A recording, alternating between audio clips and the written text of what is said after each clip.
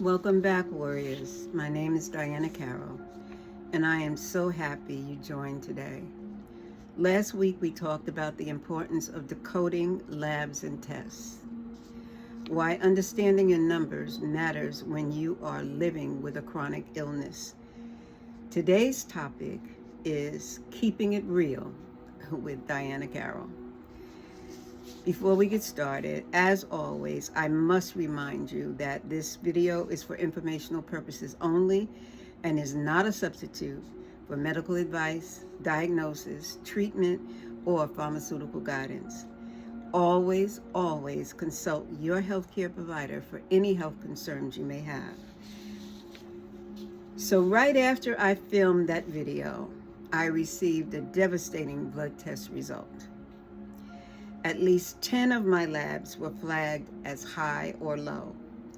Immediately, my kidney specialist reached out with an urgent alert that my potassium, phosphorus, and magnesium levels were high, which explains so many of the discomforts I had been experiencing. But here's the thing. When I sat down and reviewed my lab report myself, I noticed even more. My platelets were high, calcium was high, and several others were out of range as well. That is exactly why what I was warning about last week. It is not enough to let the doctors glance at your report. You need to look at your report and your own labs. Because a high potassium level can be extremely dangerous, especially with my heart condition, I immediately sent my results to my cardiologist, and sure enough, he instructed that me to reduce my potassium right away. Right away. Here's where it got even more interesting. I went back through my blood tests from the past 6 months. My potassium was stable until 2 months ago. So I asked myself, what changed? I realized that because of unbearable pain in my left shoulder, a replacement from 30 years ago, now needing revision, and my left knee also needing a replacement, I had 2 cortisone shots.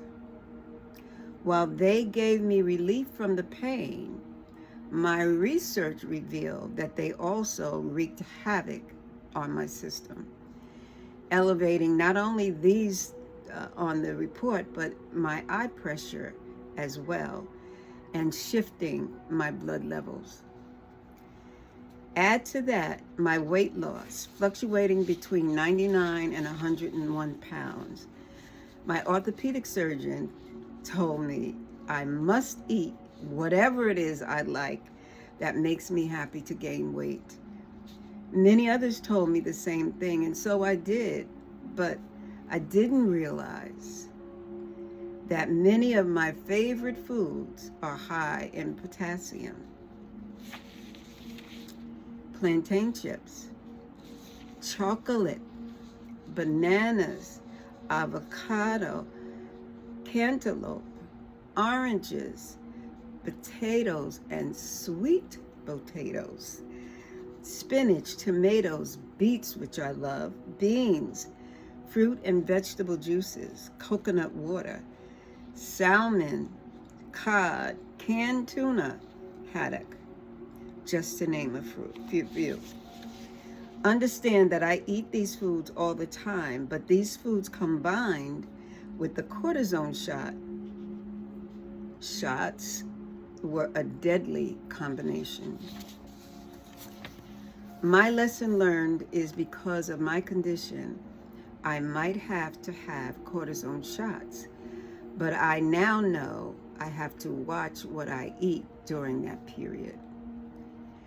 I had all the classic symptoms of high potassium: constipation, fatigue, muscle weakness, cramping, heart palpitations, pains in my stomach, but I did not connect the dots. That is why I'm sharing this with you. Not knowing what is happening in your body can be a death sentence. It is not about fear. It is about being informed.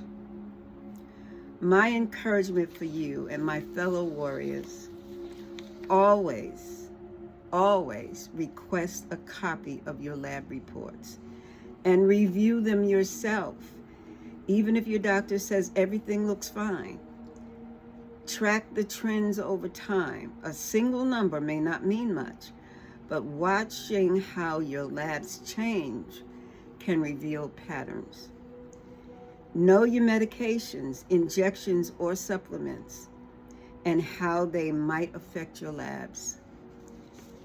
Research your foods. Even healthy foods can become harmful if your body cannot handle them in large amounts. Ask your care team questions. Do not be afraid to say, "Can you explain what this means?" Or, "Could this be related to my medication or diet?" Listen to your body. Symptoms are signals. Please, please do not brush them off. It's trying to tell you something. This is short, ladies and gentlemen. In closing, my dear warriors, I share my story not to frighten you, but to empower you. This journey can be hard, unpredictable, and at times overwhelming. But information is power, and self-awareness can literally save your life. Always ask for your lab results. Track your numbers. Had I not had, and I can't even tell you to what year of lab reports I have, but had I not had them, I would not have been able to track 6 months. And it was only 2 months that there was a change in my blood work. But if I had not had those copies to look back and check, I wouldn't have known. Question your medications, know your foods, listen to your body, because you are the CEO of your own health. Doctors are your partners, but you are the CEO. You're in charge. And most importantly, do not give up. Rest if you must, but do not give up, even when it feels overwhelming.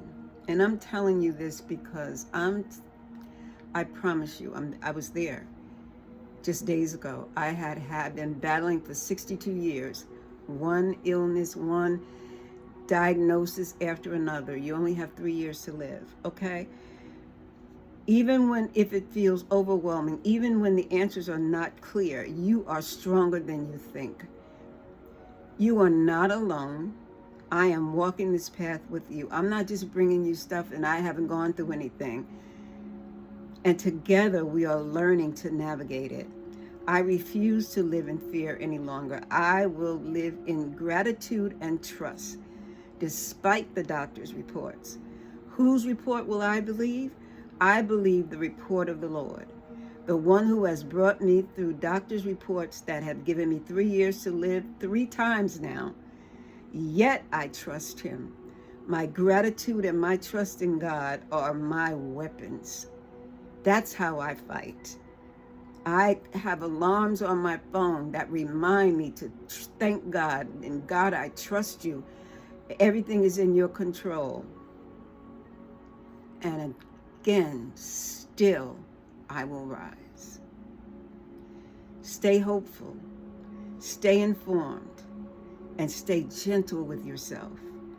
Until next time, remember, you are more than your diagnosis. And until next week, I wish you better days. I wish you love and abundant blessings. And remember that though your wings may be bruised, they can still fly. I love and appreciate each and every one of you from the depths of my heart. God bless you, and I'll see you next week.